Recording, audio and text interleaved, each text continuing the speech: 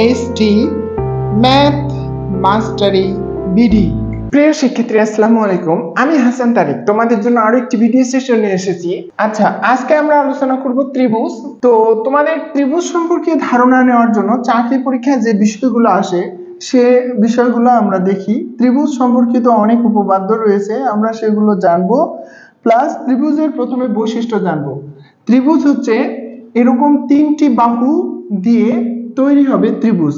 এই বাহুগুলোর দৈর্ঘ্য ABC, তিনটি বাহু, এই তিনটি বাহু দিয়ে তৈরি হয় ত্রিভুজ।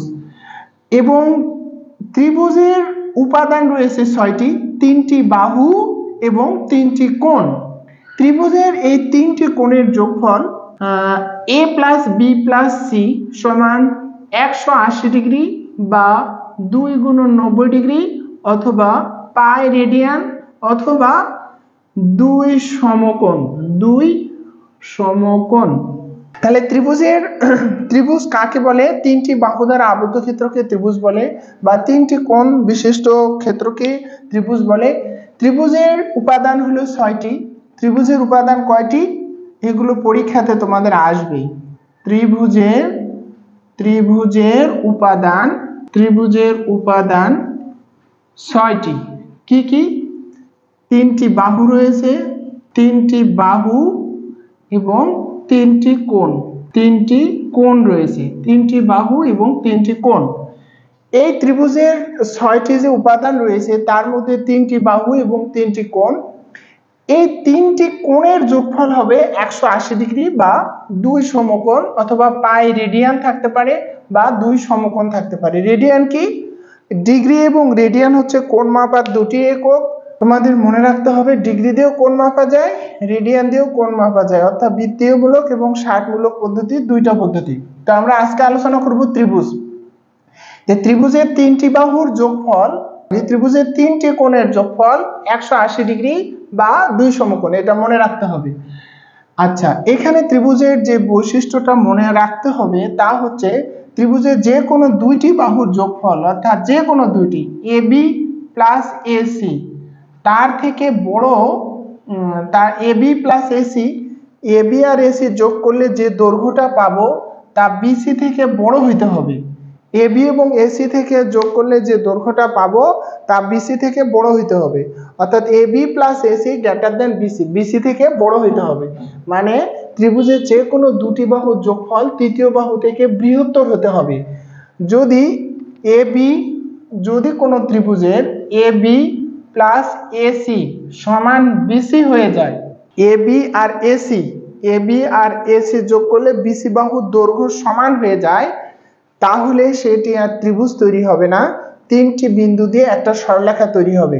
তাহলে ত্রিভুজ তৈরি হতে গেলে যে বৈশিষ্ট্যটা পরীক্ষায় আসে ত্রিভুজের, তা হচ্ছে ত্রিভুজের যে কোনো দুটি বাহুর যোগফল তৃতীয় বাহু থেকে বৃহত্তর হতে হবে।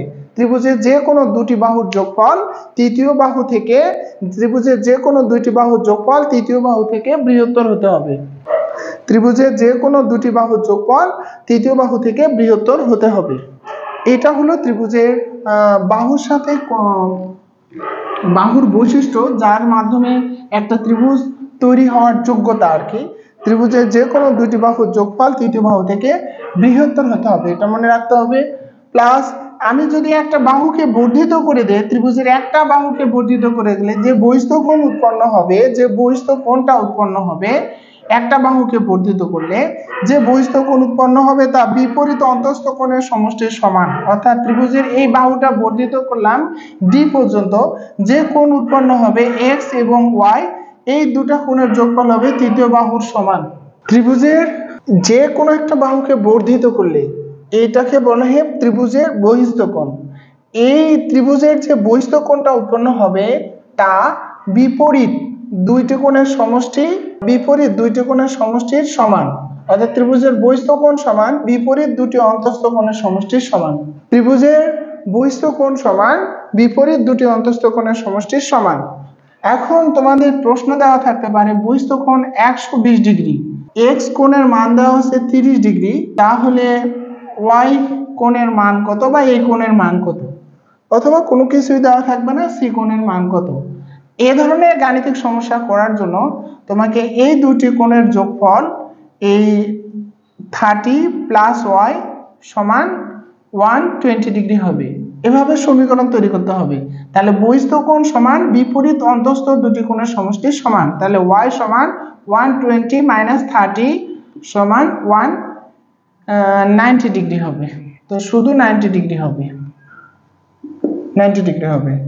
তো ত্রিভুজের বহিস্থ কোণ সমান বিপরীত অন্তঃস্থ কোণের সমষ্টির সমান। এই ধরনের গাণিতিক সমস্যা তোমাদের পরীক্ষাতে আসতে পারে। আচ্ছা, এখন আমাদের ত্রিভুজের কিছু ক্লাসিফিকেশন রয়েছে। যেহেতু ত্রিভুজের বাহু ভেদে 3 প্রকার আর কোণ ভেদে 3 প্রকার। আমাদের ত্রিভুজের উপাদান 6টি বললাম না, 3টি বাহু 3টি কোণ। তো এই 3টি বাহু অনুসারে আমাদের যদি 3টি বাহু সমান হয়ে যায় তাহলে ত্রিভুজটির নাম হয় সমবাহু ত্রিভুজ।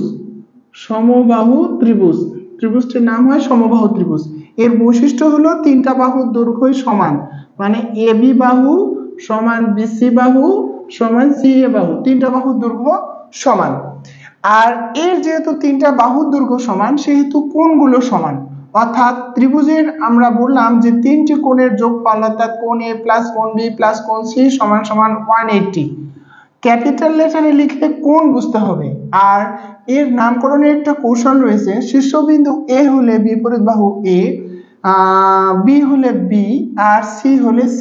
মানে আমার AB বাহুর নাম হবে ছোট হাতের C, স্মল লেটারে C, BC বাহুর নাম হবে ছোট হাতের A আর CA বাহুর নাম হবে ছোট হাতের B। এগুলো ত্রিভুজের বাহুর নামকরণ করার কৌশল। এগুলো বলা থাকবে না, কিন্তু ধরে নিতে হবে যে ছোট হাতের ABC হলো বাহুর দৈর্ঘ্য আর ক্যাপিটাল লেটারে বড় হাতের ABC হলো কোণের মান। এই কোণগুলোকে নির্দেশ করতেছে। উল্লেখ করা না থাকলে এভাবে ধরে নিতে হবে। এটা সকল গণিত বই এভাবেই লেখা আছে। তাহলে A + B + C 180 ডিগ্রি ত্রিভুজের 3টি কোণের যোগফল। তবে সমবাহু ত্রিভুজের ক্ষেত্রে কোণগুলো সমান হবে, অর্থাৎ কোণ A সমান কোণ B সমান কোণ C সমান আসবে হচ্ছে 60 ডিগ্রি। অর্থাৎ প্রতিটি কোণ সমান হবে। কিসের ক্ষেত্রে? সমবাহু ত্রিভুজের এটি বৈশিষ্ট্য। মনে রাখতে হবে 3টি বাহু সমান এবং প্রতিটি কোণ 60 ডিগ্রি করে। তো পরীক্ষায় যে প্রশ্নটা আসে সেটা হচ্ছে সমবাহু ত্রিভুজের দুটি কোণের যোগফল কত, অথবা সমবাহু ত্রিভুজের একটি কোণের মান কত। এই ধরনের প্রশ্ন পরীক্ষাতে আসে, তোমাদের এটা মনে রাখতে হবে। আচ্ছা, এরপর আসতেছে সমদ্বিবাহু ত্রিভুজ। যে ত্রিভুজের দুটি বাহু সমান, সমদ্বিবাহু ত্রিভুজ। সমদ্বিবাহু ত্রিভুজ যে ত্রিভুজের দুটি বাহু সমান, এটার নাম হলো সমদ্বিবাহু ত্রিভুজ। সমদ্বিবাহু ত্রিভুজের ক্ষেত্রে ভূমি সংলগ্ন কোণগুলো সমান, অর্থাৎ x সমান y হবে।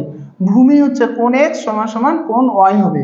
অর্থাৎ সমদ্বিবাহু ত্রিভুজের ভূমি সংলগ্ন কোণগুলো সমান।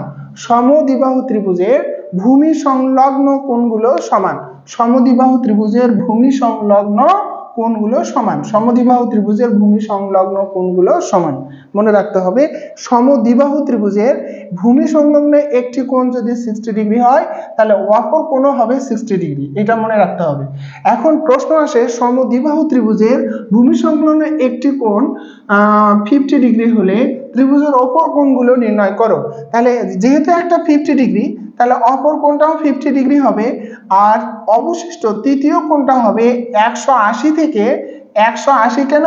কারণ ত্রিভুজের 3টি কোণের যোগফল 180। আমাদের প্রশ্নে দেওয়া থাকবে একটি কোণ 50 ডিগ্রি হলে অপর কোণগুলো নির্ণয় করো। তাহলে আরেকটি 50 হবে, আরেকটি হবে এই দুটি 180 থেকে এই দুটি কোণ বাদ দিতে হবে। অর্থাৎ 50 50 100, তাহলে 80 ডিগ্রি হবে। এই কোণটি 80 ডিগ্রি হবে। এই ধরনের প্রশ্ন পরীক্ষাতে তোমাদের আসে, মনে রাখতে হবে। আর একটা হচ্ছে ত্রিভুজ বিষমবাহু ত্রিভুজ। এই বিষমবাহু ত্রিভুজের নির্দিষ্ট করে কোনো কিছু বলা যাবে না, কারণ এর কোনো বৈশিষ্ট্য নেই এরকম করে আমাদের সবগুলোর মান দেওয়া থাকতে হবে তাহলে আমরা পাবো, অথবা দুটি একটির মান দেওয়া রাখতে হবে তাহলে আমরা পাবো।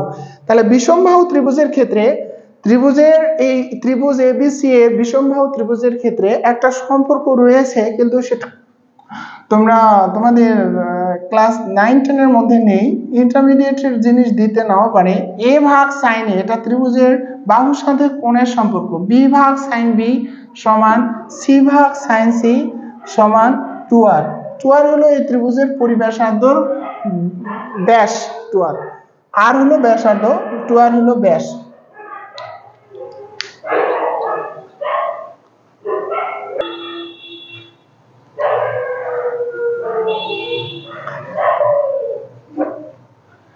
এরকম আরো ভিডিও আমি তৈরি করব। তোমাদের যদি ভালো লাগে, যদি উপকার মনে হয় যে ভিডিওগুলো কাজে লাগতেছে, তাহলে অবশ্যই লাইক, কমেন্ট এবং শেয়ার করবে। আশা করি তোমাদের অনেক কাজে লাগবে। ভালো থাকবে, সুন্দর থাকবে। পরবর্তী ভিডিও দেখা হবে। আসসালামু আলাইকুম।